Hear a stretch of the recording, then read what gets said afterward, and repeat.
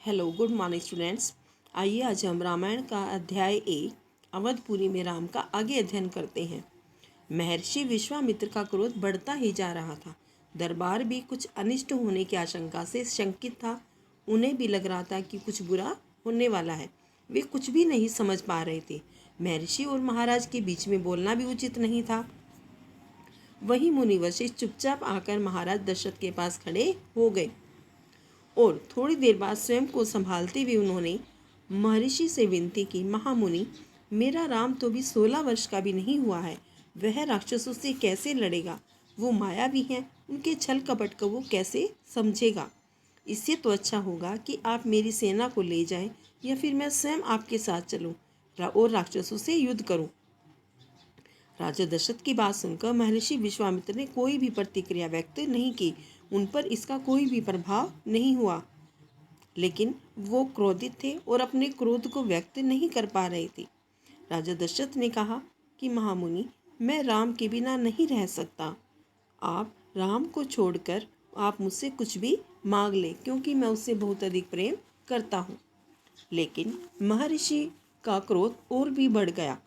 वहीं मंत्रीगण ऋषि मुनि राजा दशरथ से बोले कि महाराज, आप रघुकुल की रीति को तोड़ रहे हैं। आप वचन देकर पीछे हट रहे हैं। यह बर्ताव हमारे कुल के लिए विनाशक हो सकता है। लेकिन इसके बाद महर्षि ने कहा कि आप जानते हैं कि मैं स्वयं भी दुष्टों का संहार कर सकता हूँ, लेकिन मैंने संन्यास ले लिया है। आप राम को अगर मेरे साथ जाने की आज्ञा नहीं देते तो मैं खाली हाथ ही लौट जाऊंगा। बात बिगड़ती हुई देखकर मुनि वशिष्ठ आगे आए और उन्होंने महाराज दशरथ को समझाया।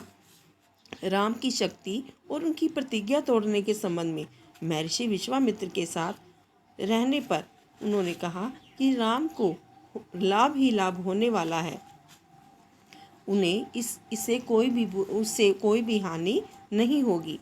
राजन, आपको अपना वचन पूरा करना चाहिए। यही रघुकुल की रीति है। प्राण देकर भी आपके पूर्वजों ने भी अपने वचन को निभाया है। आप चिंता न करें। महर्षि के होते हुए राम का कोई कुछ भी नहीं बिगाड़ सकता।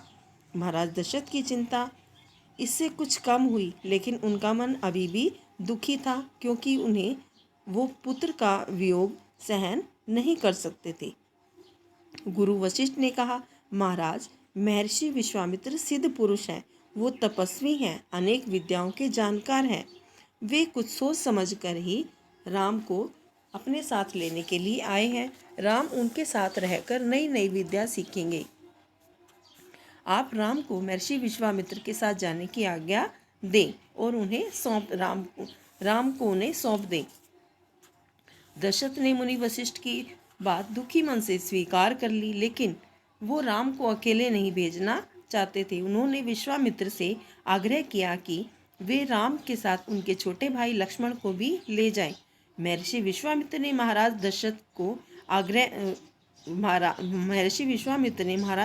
का आग्रह स्वीकार कर लिया, उनकी बात को मान लिया और राम और लक्ष्मण को उसी समय दरबार में बुलाया और महाराज ने उन्हें अपना निर्णय सुनाया। दोनों भाइयों ने उनकी बात को सिर झुकाकर खुशी से स्वीकार कर लिया। यह सूचना माता कौशल्या को भी दे दी गई। दोनों राजकुमार बिना देर किए महर्षि के साथ चल पड़े भयानक जंगलों की ओर। विश्वामित्र आगे आगे, राम और लक्ष्मण अपने धनुष बाण को लिए हुए उनके साथ चल पड़े।